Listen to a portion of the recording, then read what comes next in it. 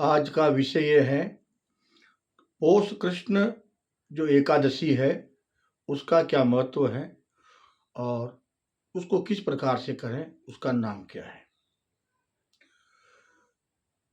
पौष कृष्ण एकादशी की चर्चा युधिष्ठिर जी महाराज ने भगवान श्री कृष्ण से की है। कहा कि प्रभु, ये जो पौष कृष्ण की एकादशी है उसका नाम क्या है, इसका फल क्या है, यह हमें बताओ। तो भगवान श्री कृष्ण ने कहा कि हे युधिष्ठिर, पौष कृष्ण की जो एकादशी है उसका नाम है सफला। यानी कि जो भी इसको करता है उसमें उसको सफलताएं अवश्य ही मिलती हैं, उसका मनचाहा प्राप्त हो जाता है। और भगवान कह रहे हैं कि जिस प्रकार से नदियों में गंगा श्रेष्ठ है, वृक्षों में पीपल श्रेष्ठ है, वनस्पतियों में तुलसी श्रेष्ठ है, इसी प्रकार से जो तिथियां हैं उनमें एकादशी श्रेष्ठ है।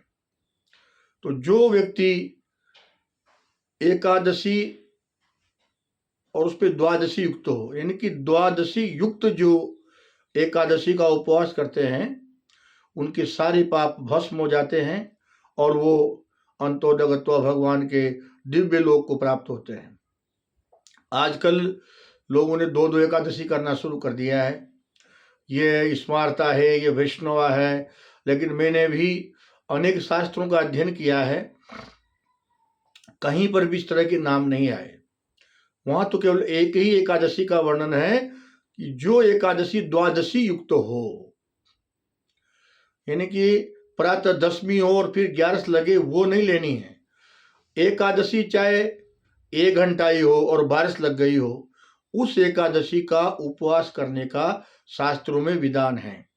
भागवत में भी यही विधान है कि महाराज अम्बरीश ने जो एकादशी की और दुर्वासा नाथ आ गए थे और उसमें अतिथियों को छोड़ करके अगर वो पारायण करें तो भी दोषी हैं, और अतिथियों का सत्कार करके भोजन कराएं और फिर स्वयं भोजन करें तो भी द्वादशी निकल जाएगी। इससे ये सिद्ध हुआ कि द्वादशी में ही पारायण होना चाहिए, यानी कि द्वादशी युक्त 11 हो और द्वादशी में पारायण भी होना चाहिए।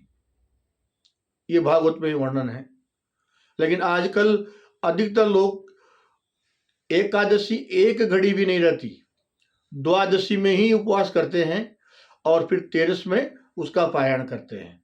हालांकि वल्लभ कुल में संप्रदाय में तो ये बात है कि उनका अलग विषय है, वो उनके हिसाब से करें, उसमें कोई दिक्कत नहीं है, क्योंकि उनकी वल्लभ कुल संप्रदाय की ऐसी मान्यताएं हैं। लेकिन सभी लोग इस तरह से नहीं करते और उनको नहीं करना चाहिए। सब लोगों के लिए तो यही है कि जो द्वादशी युक्त जो एकादशी है उसी का उपवास करें। भगवान कह रहे हैं, यहाँ स्पष्ट लिखा है कथा में, द्वादशी युक्त जब एकादशी हो तब उपवास करें। तो युधिष्ठिर इससे करना चाहिए। तो उन्होंने कहा, प्रभु इसको किसने किया? तो कह रहे हैं कि माहिष्मती नाम की एक नगरी है जिसका एक राजा है, वो प्रतापी राजा है, महान बलशाली है और पुत्रवत प्रजा का पालन करता है। चारों वर्ण वहां आनंद में रहते हैं, सब अपना अपना कार्य करते हैं और कोई प्रकार का दुख वहां के लोगों को नहीं है। लेकिन विषय यह है कि राजा के 4 पुत्र हैं और उसमें ज्येष्ठ पुत्र, ज्येष्ठ का मतलब होता है बड़ा ही बड़ा, वो कुसंगत के कारण विधर्मी हो गया। विधर्मी का मतलब है कि वो देवताओं की निंदा करने लगा, ब्राह्मणों की निंदा करने लगा, गायों की सेवा नहीं करता था, मंदिरों पे नहीं जाता है और जो भिक्षु के पुजारी हैं, महात्माएं, उनको मारता है। इस प्रकार के कृत्य उसके बढ़ते गए। कोई यज्ञ कर रहा है उसको रोकता है, हवन करता है उसको मना करता है। तो ये सूचना धीरे धीरे राजा के पास पहुंची और राजा ने कहा कि ये बहुत लुक्का झुपकी करता है, इसलिए इसका नाम लुम्पक रख देते हैं। बहुत समझाया राजा ने, लेकिन उसका बेटा नहीं समझा और काम मैं तो करूँगा, मेरी तो कोई श्रद्धा नहीं है इनमें। वेद पुराणों में, ब्राह्मणों में, गायों में, मंदिरों पे जाना, देवताओं की सेवा करना, यज्ञ करना, हवन करना, मेरी तो इच्छा ये है कि मैं शराब पीता रहूं, मांस भक्षण करता रहूं, लड़ाई झगड़ा करूं, दूसरों की प्रॉपर्टी जमीनें उसको हड़पता रहूं, यही मेरा काम है। तब उसने उसको देश निकाला दे दिया। देश निकालने का मतलब है, आज उसको तड़ी पार करते हैं, एक राज्य से दूसरे राज्य में भेजते हैं। पहले देश निकाला हुआ करता था, उसको जंगल में भेज दिया। अब वो ठंड के मारे पशुओं को मार के मांस खा ले हुए, रात्रि में एक पीपल के पेड़ के नीचे सो जावे और वहीं रहे। रात्रि में नगर में आकर के लूट खसोट करे, लोगों को परेशान करे। लेकिन लोग पकड़ भी लेते थे तो ये मानते थे कि राजा का बेटा है, छोड़ दो, छोड़ देते थे। इस प्रकार से समय बीतता गया, सर्दी बढ़ती गई, उसके कपड़े फट गए इन निर्वस्त्र अवस्था में।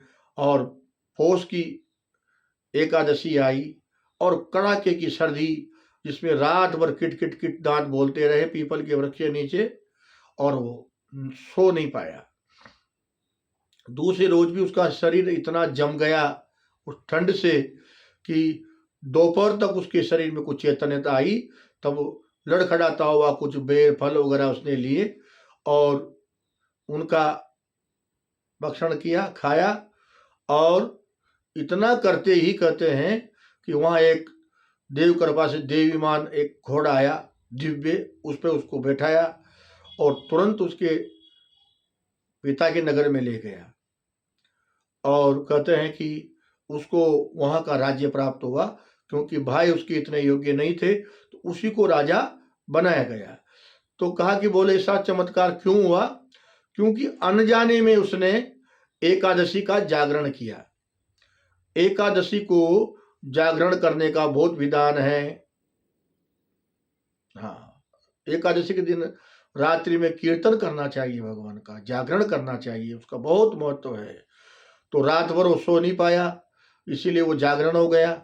सुबह उसने जो है सो फल वगैरह उसका जो था वो उसे किया, तो उसका बारस का द्वादशी का पारायण हो गया। इसीलिए उसके सारे पाप नष्ट हो गए और वो दिव्य शरीर को प्राप्त करके और वहाँ का राज्य करने लगा। और उसके बाद उसने पूरी नगरी में ढिंडोरा पिटवा दिया कि सभी लोग अब एकादशी का उपवास करेंगे। एकादशी के दिन कोई अन्न नहीं खाएगा। वृद्ध है तो भले 2 बार खिला दो, 3 बार फल खिला दो, दूध पिला दो, लेकिन अन्न कोई नहीं खाएगा। अन्न में भी चावल का प्रयोग तो कोई भी नहीं करेगा। इस तरह से ये एकादशी की कथा है। सफला एकादशी का जो महत्व था, तो ये हमने आपको यहाँ किया कि सफला एकादशी का व्रत अनजाने में उस लुम्पक ने किया और वो इतना पापी होते हुए भी वापिस राजा बना और वह अंत में भगवान के धाम को चला गया। तो इस प्रकार की आज की चर्चा थी। फिर नई कथा के साथ, नई चर्चा के साथ फिर मिलेंगे। सभी को जय श्री कृष्ण।